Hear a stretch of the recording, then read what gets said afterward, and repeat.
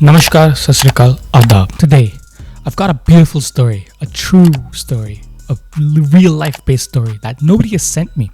It's not a true crime, it's not a horror story, but it's a fascinating story, and I haven't written it.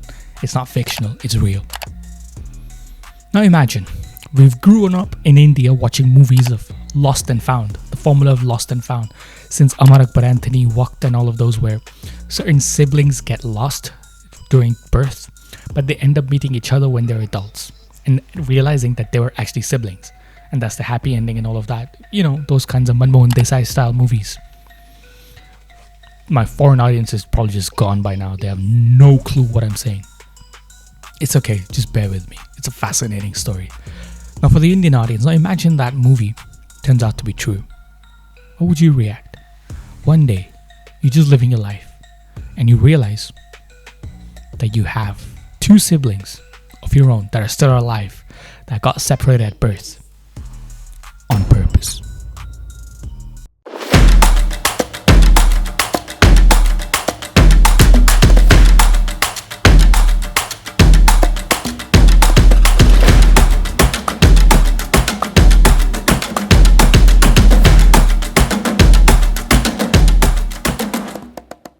To begin with the story, a man named Robert Shafran, a college student, young guy, ends up going to university and he knows no one and he's quite an introvert, doesn't talk to people that much and is very shy. As soon as he enters the campus, the dorms where he's staying, everybody starts greeting him. Hey, how you doing, bro? You look good. Oh, how you doing? Oh, long time no see. All the girls are wooing him. All the girls are all over him. The guys want to be with him. The girls want to be with him. The girls want to be with him. The guys want to be like him. And he's just living his life. But he has no clue. What has he done to deserve this? What happened? Why are they behaving like they know me? That's when he realized that whenever someone was meeting him, they were calling him Edward. He's like, who's Edward? He doesn't pay attention and he ends up going into his room, what he's allocated in the hostel, the dorms.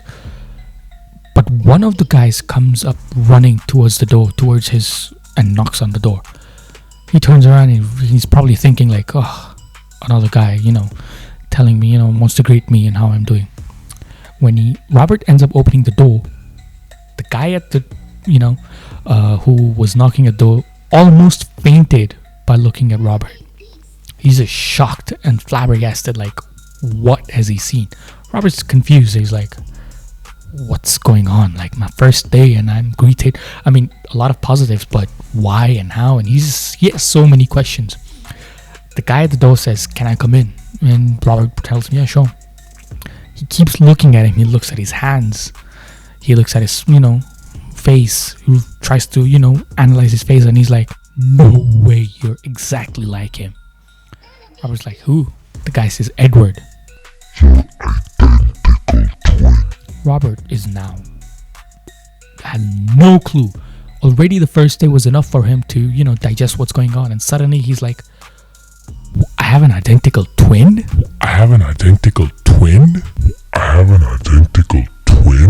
Is actually adopted.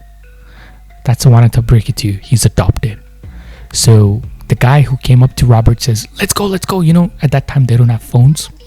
So they used to use the local phones where you put the coins in and you call. And he goes, let's go. Let's call Edward. And Robert's running and he has no clue who is he talking to. Put the coins in, struggling to put the coins in because they're so, for a reason, excited. As much like that guy was excited, Robert's just shocked. And he has no clue what's going on. So somehow ends up putting the coin, dials the number. Hello, Edward. Edward's like, hey, yeah, bro, what's up? Edward was back home. It was a summer vacation. This was just the beginning of the college days. So Edward's like, yeah, hey, what's up? He goes, bro, talk to him. This guy is your identical twin. He hands the phone to Robert. Robert's like, what? Okay. Hello? And the guy says, hello. And both are shocked. They're like, whoa, he sounds exactly like me. Robert says, I'm Robert. The guy says, I'm Edward. And they're still confused and fascinated about how exactly they sound like. And Robert says, like, apparently you're my identical twin. Edward's like, apparently, yeah, you sound exactly like me. Robert asks him, are you also adopted? And then he says, yeah. He says, is your birthday on certain blah blah whatever date they said? Edward says, yeah. Robert asks him, so where do you know the agency where you were adopted by your parents, your foster parents?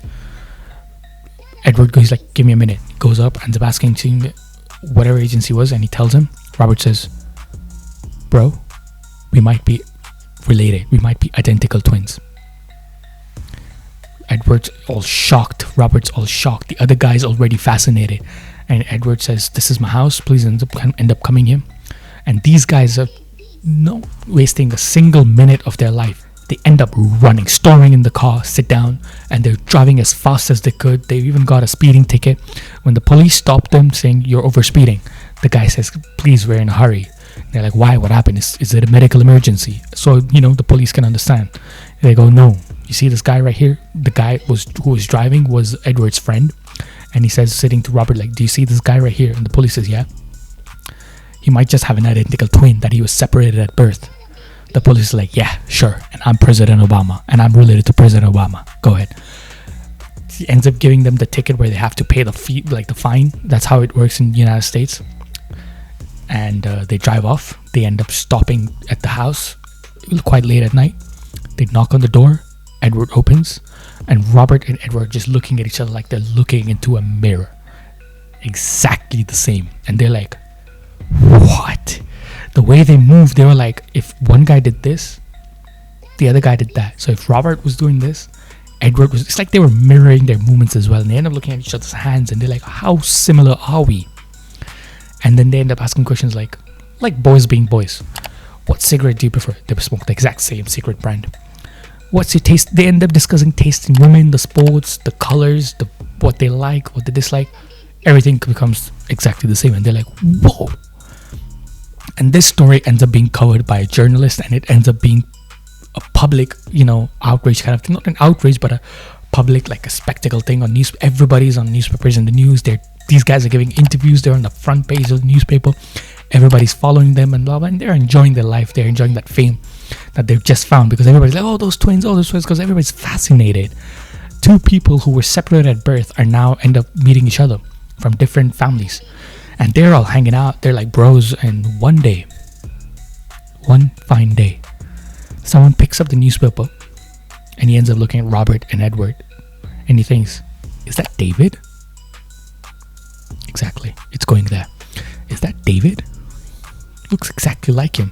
Looks at his arm, his hands. His hands are similar. They even talk about the cigarette brands. That's the cigarette brand David smokes. The hair, the smile, everything's the same. He ends up going to David, shows him the newspaper, and David's just like, these guys, is that me? He ends up going home after meeting from his, office and stuff. He ends up going home. Before he could tell his mother, the mother brings out a newspaper and says, look. And he's looking, and again, he's like flabbergasted. And he's like, what do I do? He ends up calling the journalist. And he says, hi, I'm David. And I might be the third identical twin out of those two.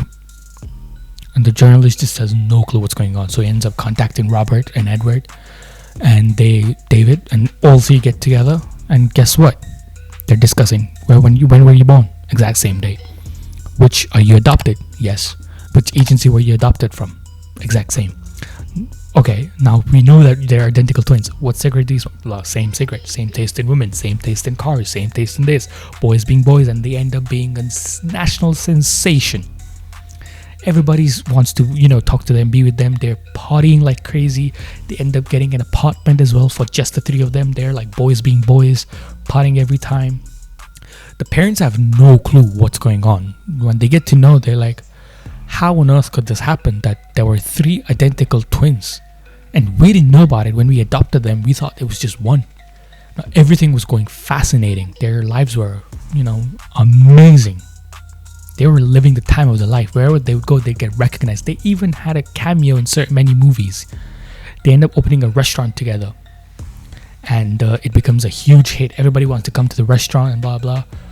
They also end up, getting married. They have kids. They're like bros. They are like bros. Especially Edward. He was the most attached to all of them. But every story has a but. They end up asking, why did we even get separated? if we were identical twins, why? So the parents want to contact the foster agencies and they say it was a mistake, blah blah. We didn't know that you would be adopting three kids at once because certain families cannot afford to have more than one kid. The parents are like, okay, whatever. They don't, they're still not convinced. So this is the story where it's going. And one day, when the parents were leaving, unsatisfied with the answer, one of them forgets a umbrella inside the office where they had the meeting at the foster agency. So ended up going back. And when he went to get his umbrella, he sees those guys, cheering up and, celebrating like, phew, we dodged the bullet right there. And he's just confused, like, okay, whatever. Leaves. Now the parents are frustrated, like, if I had the chance, I would have adopted all three kids. The other parent says, I would have adopted all three kids. The other parent says, of course, we wouldn't have separated these kids at birth. Why would we, how could you do that? How could a foster agency make this mistake? Or was it a mistake? Now that's where the beauty comes in. Now these Robert, Edward, and David, they start having a little bit of minor conflicts. So in the restaurant business, I think it was Robert who ended up getting separated, and the business was not going great, and Edward was quite impacted.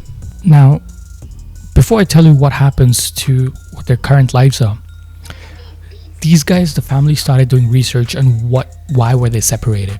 Now, the adopting agency that was started off by a renowned psychologist, he had conducted certain experiments in psychology.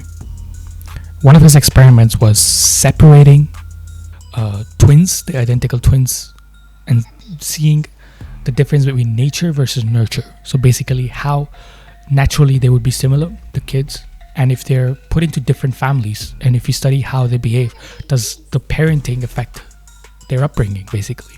How much the parenting affects their upbringing. So it's nature versus nurture, basically. So what this experiment did, these brothers realized that all three of them were purposely separated, and one of them was given to a family that was slightly low, blue collar job, lower middle class family. One of them was given to a middle class family. The third one was given to an upper class family. And they also wanted to see, like, they purposely picked those families where they would have one younger sister. All of them had younger sisters, and they wanted to study. And since birth, even as kids, these brothers remember that there are some people who would come and just, record them videos and start writing and asking certain questions till a long time as they were growing older. Let's say they were 5 or 6 up until they were 10, 11, 12. Not every day, but weekly or monthly, they would come. They would sit down, turn on the camera, and just observe the kid, how they were. And they would keep writing down, and they would record videos and take notes. And when these brothers here heard that, they were like, we were like scapegoats. We were like lab rats used in an experiment. They were separated at birth on purpose. The parents don't like it. The brothers are absolutely devastated. They don't feel like human at all. They also end up finding out who her real mother was, the biological mother who gave birth. She had certain alcoholic issues, and basically this was an unplanned pregnancy. She was very young, so which is why she put them into adoption. She couldn't afford to raise 3 kids at the same time. And then the adopting agency used them as scapegoats basically for this experiment. The worst part about the experiment is the results has still not been declared up until about 2060. The brothers kept trying to, find out what were the results that you found out. They couldn't find much just by that, but they wanted to see the results, but they weren't published. So this is the reality that they were hit with, that nature versus nurture, they were used as lab rats. And later on in life, when I said, I think Robert got separated from the restaurant and David and Edward were running it, it's because they started to find out the differences between each other. Now, as you grow up as siblings, you end up adjusting to those differences.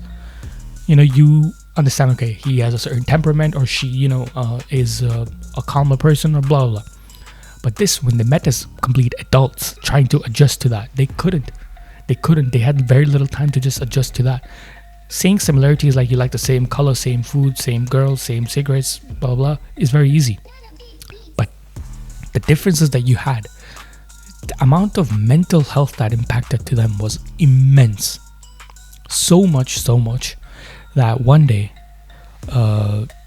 David ends up calling Robert. Just come. There's something I want to tell you about Edward. He says, why? What happened? Is he okay? He just says, just come. They end up going to Edward's house, and they realize that he ended up ending his own life. Edward ended up ending his own life by the age of 33. That was the severe mental health impact these guys had. It was all fun and games once they didn't know why they were separated, and it was fascinating to know that they were these twins separated, triplets, and suddenly they get together and they're living the best life. But the ability to deal with certain issues and everything, people didn't notice how much differences it can come in, in parenting, or just, they remember that. I think Robert or David, one of them, was told that as a kid, when we got you, the parents told them that you used to bang your head on the wall.